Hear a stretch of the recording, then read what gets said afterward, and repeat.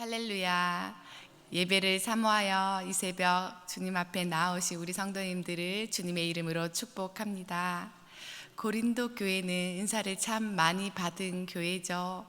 예언하는 자도 있었고 방언 말하는 자도 있었고 다양한 풍성한 그러한 영적인 은사들이 많이 있었습니다. 그러면 이 교회가 참 성숙한 교회가 되었어야 할 텐데 참으로 문제도 많은 교회였습니다. 송사가 있었고 시기가 있었고 자랑함과 파당지음과 교만이 이들에게 있었습니다. 그러면 하나님이 주신 그 은사만큼 성숙하지는 못한 교회였다라는 것입니다. 하나님이 은사를 왜 주셨는가? 하나님 주신 그 성령의 역사가 어떻게 우리에게 이루어져야 되는가? 우리는 그것을 또한 생각해야 합니다. 그래서 바울이 안타까운 마음으로 예언과 방언에 대해 오늘 말씀을 주고 있습니다. 많은 사람들이 은사를 받으면 그 은사를 사모하고 받기를 원합니다. 그래서 그 은사를 자랑하고 싶어 합니다. 내가 방언할 수 있는데, 내가 예언할 수 있는데, 내가 영적인 은사를 분별할 수 있는데, 그러한 것들을 자신의 마치 신앙의 수준인 양 나타내고 싶어 하죠. 그러나 바울은 전혀 다른 관점으로 이야기해 줍니다. 은사는 나를 높이기 위해서 주어진 것이 아니라는 말씀입니다. 은사는, 성령의 역사는 개인을 특별하게 해주는 도구가 아니라고 오늘 말씀하고 있습니다. 하나님께서 은사를 주실 때에는 개인에게도 유익하겠지만은 교회를 세우기 위해서 그 은사를 주셨다라는 것입니다. 성령께서 역사하시는 이유는 그 공동체에 유익을 주기 위해서 그렇게 은사를 주시고 성령의 역사를 주십니다. 그래서 오늘 본문을 우리가 함께 읽었는데요, 계속해서 반복되는 단어가 있죠. 덕을 세우고 교회를 세우고, 이 단어를 생각하면서 오늘 말씀을 잘 듣기를 바라고 우리에게 주신 할 말씀을 깨닫기를 원합니다. 은사의 가치는 얼마나 신비하냐가 아니라는 것이고 어떻게 교회에, 몸된 교회에 유익이 되느냐라는 것입니다. 결국 이 신앙의 중심은 내가 아니라 교회입니다.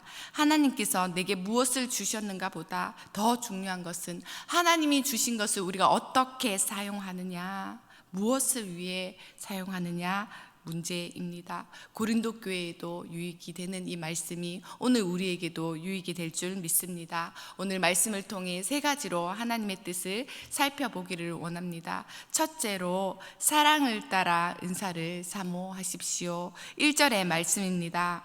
사랑을 추구하며 신령한 것들을 사모하되 특별히 예언을 하려고 하라. 아멘.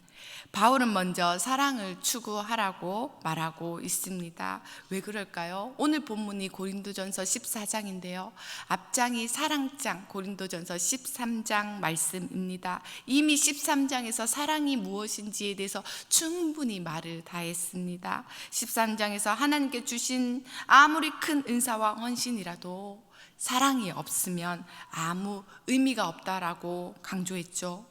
사람은 쉽게 사랑이 없는 섬김과 은사라는 함정에 빠질 수 있습니다. 하지만 참된 사랑은 시기하지 않고 자랑하지 않고 오래 참고 믿고 견디며 결국 포기하지 않는 것, 그것이 사랑입니다.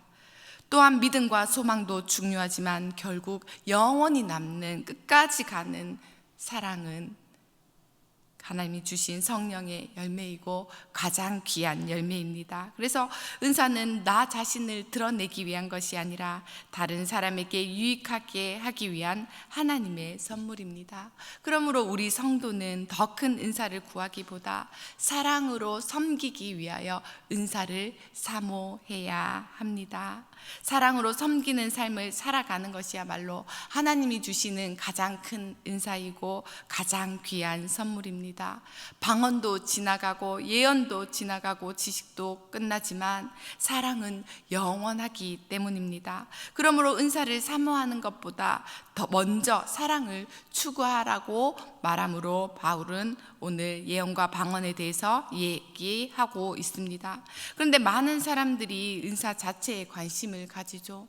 내가 받은 은사는 무엇일까? 왜 하나님은 그에게 저런 은사를 주셨을까? 나는 왜 특별한 체험을 하지 못하고 받은 은사가 없는 걸까? 은사에 집중합니다. 그런데 오늘 본문은 그것보다 더 중요한 것, 주신 은사가 사랑으로 사용되어지고 있는가를 보게 합니다. 고린도전서 13장 1절에서도 내가 사람의 방언과 천사의 말을 할지라도 사랑이 없으면 울리는 꽹과리가 된다고 말하고 있습니다. 은사는 사랑이 없으면 소음에 불과합니다. 내가 이거 할 수 있는데 그것이 자기의가 되어서 교회 공동체를 어렵게 할 수 있죠. 반면에 어떤 사람은 이렇게 두 가지의 종류의 사람이 있다고 봅시다. 하나님은 우리의 능력보다 우리의 마음을 먼저 보시는데 어떤 사람들은 뛰어난 능력을 가진 분들이 교회 안에 있잖아요. 뛰어난 은사를 가지고 재능을 가졌는데 한 가지, 사랑이 없습니다. 또 어떤 사람들은 무능력해요. 능력은 전혀 없지만은 사랑이 충만합니다.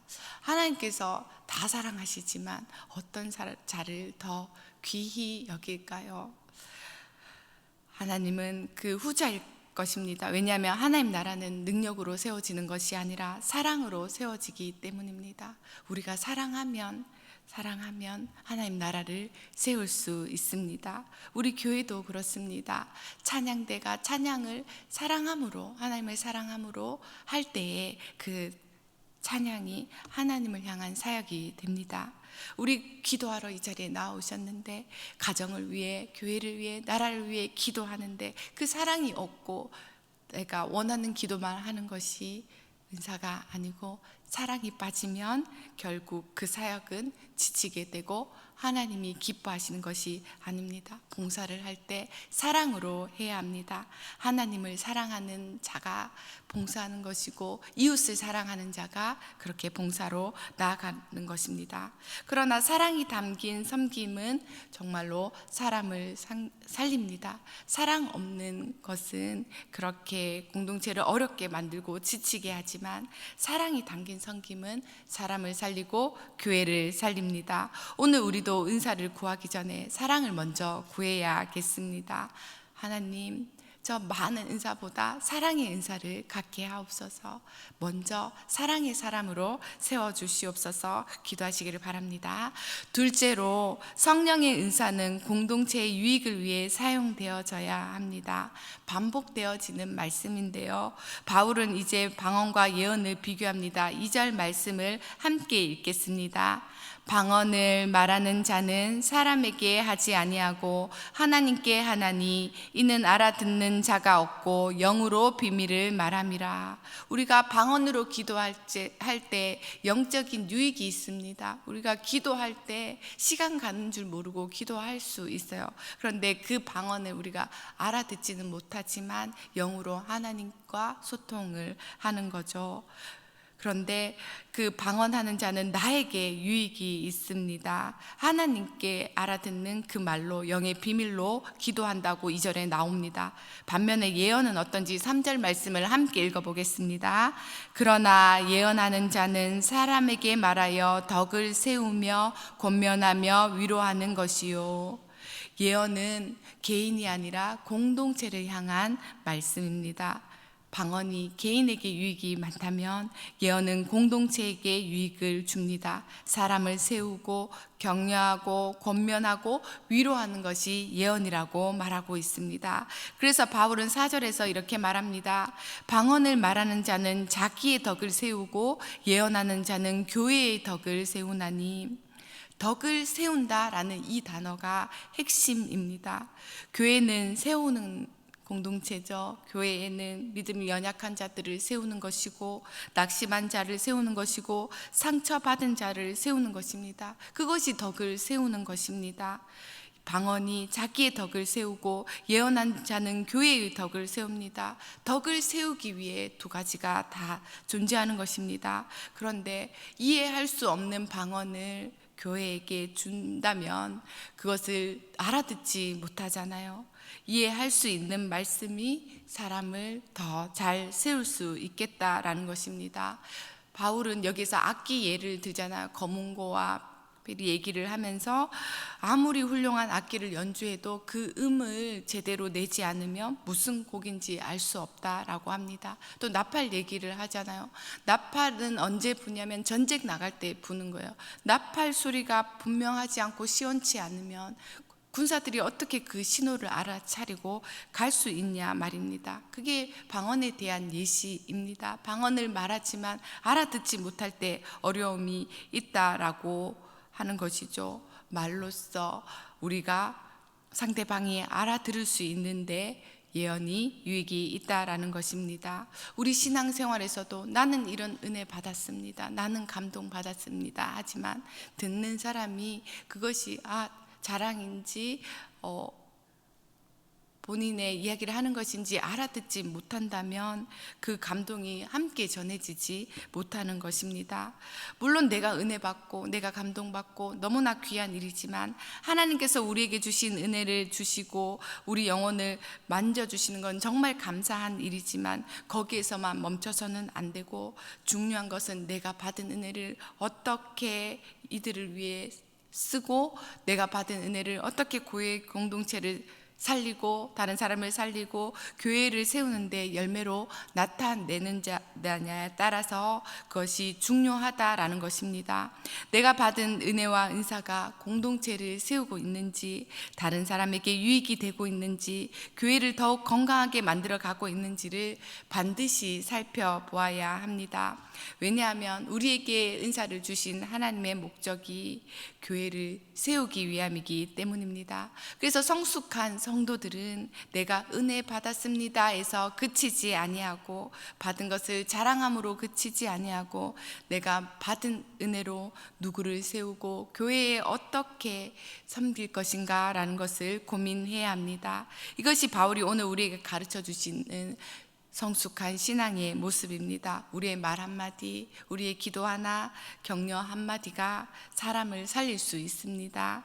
그리고 교회를 세울 수 있습니다. 셋째로 깨달음이 있는 신앙을 추구하십시오. 13절부터는 바울은 매우 중요한 결론을 내리고 있습니다. 방언하는 사람은 통역하기를 기도하라고 말합니다. 왜 그럴까요? 교회가 알아들을 수 있게 하라는 것이죠. 방언을 받았으면 통역의 은사도 받을 수 있도록 기도해야 합니다. 14절에서 바울은 이렇게 말합니다. 내가 만일 방언으로 기도하면 나의 영이 기도하거니와 나의 마음은 열매를 맺지 못하리라. 여기에서 마음은 이성이거든요. 이성을 뜻합니다. 영적인 체험만 있고 이해가 없으면 그것은 온전치 않다라는 것을 말하는 것입니다. 그래서 바울은 영으로도 기도하고 또 마음으로도 기도하며 영으로도 찬송하며 또 마음으로도 찬송하라라는 것입니다. 신앙을 우리가 많이 배우고 이론적으로도 배우고 우리가 신앙 생활도 하고 있잖아요. 신앙이 감정이라고 가르치지 않습니다. 감정과 함께 가는 이해입니다. 신앙은 이해입니다. 이해를 포함하고 있습니다. 하나님은 우리의 머리를 사용하지 말라고 하신 적이 없습니다. 우리가 영으로도 영의 사람이라, 우리 모두 성령의 사람이라 영으로도 하나님과 사람들과 소통하지만 하나님이 우리에게 주신 이성을 사용하여 이해로서 깨닫게 하시고 말씀을 알게 하시고 묵상하게 하시고 분별하게 하십니다. 그래서 우리가 신앙생활을 한다고 할 때는 영적으로도 감정적으로도 이해로도 하나님을 알아가는 것입니다. 그래서 바울은 충격적인 말을 하는데요. 19절 마지막 절 말씀입니다. 그러나 교회에서 내가 남을 가르치기 위하여 깨달은 마음으로 5마디 말을 하는 것이 1만마디 방언으로 말하는 것보다 나으니라. 알아듣지 못하는 1만마디 방언으로 기선제압도 아니고 그렇게 알아듣지 못하는 말로 소통할 수 없고 5마디 말을 하더라도 사람을 살리고 변화시키는 말이 중요하다라는 것입니다. 한마디라도 우리가 깨달아질 때 우리의 신앙이 달라지잖아요. 우리가 깨닫는 그 구절의 말씀이 우리의 인생을 바꾸지 않습니까? 우리의 말 한마디가 그렇게 교회의 덕을 세우고 하나님 주신 마음을 잘 따라갈 수 있게 하고, 깨달아지는 말씀 한 구절이 우리와 우리 가정과 우리의 공동체를 바꿀 수 있습니다. 그러므로 성령은 혼란을 주시는 분이 아닙니다. 깨닫게 해주시는 분입니다. 깨닫는 것이 성령의 역사입니다. 그래서 성숙한 성도는 체험만을 따라가지 않습니다. 말씀을 붙들고 진리를 붙들고 말씀을 통해서 하나님을 알아가고 그 말씀을 삶으로 적용할 때 우리의 신앙이 자라갑니다. 감정이 중요하지 않고 체험이 중요하지 않다라는 것이 아니라, 감동도 중요하고 우리 그 영의 은사도 중요하지만은 우리가 온전한 이해로 깨달아지는 은혜도 또한 우리의 신앙을 자라가게 하고 그것이 온전케 한다라는 말씀입니다. 사랑하는 성도 여러분, 오늘 바울은 방언과 예언을 비교하면서 어떤 은사가 더 우월한지를 말해주고 있는 것이 아닙니다. 방언이 아니라 예언이 맞다라고 하는 것이 아닙니다. 성령께서 왜 우리에게 은사를 주셨는지를 말하는 것이고, 신앙의 본질이 무엇인지를 가르쳐 주는 것입니다. 성령의 은사는 나를 드러내는 도구가 아니라 하나님께서 교회를 세우기 위해서 우리에게 맡겨주신 거룩한 선물이라는 것을 기억하십시오. 그러므로 우리는 먼저 사랑을 따라서 은사를 사모하시기를 바랍니다. 사랑 없는 은사는 사람을 감동시키지 못하지만, 사랑을 사용하는 은사는 사람을 살리고 공동체를 세웁니다. 또한 하나님께서 우리에게 주신 은혜와 은사를 나만을 위해 간직하지만 말고 교회를 위해, 성도들을 위해 격려하고 세워가기를 바랍니다. 그리고 내게 받은 그 성령의 귀한 은사들을 나뿐만 아니라 나의 자녀, 다음 세대에게도 귀한 것들을 물려주시고 흘려보내시기를 바랍니다. 하나님께서 우리를 복의 통로로 부르고 계시기 때문입니다.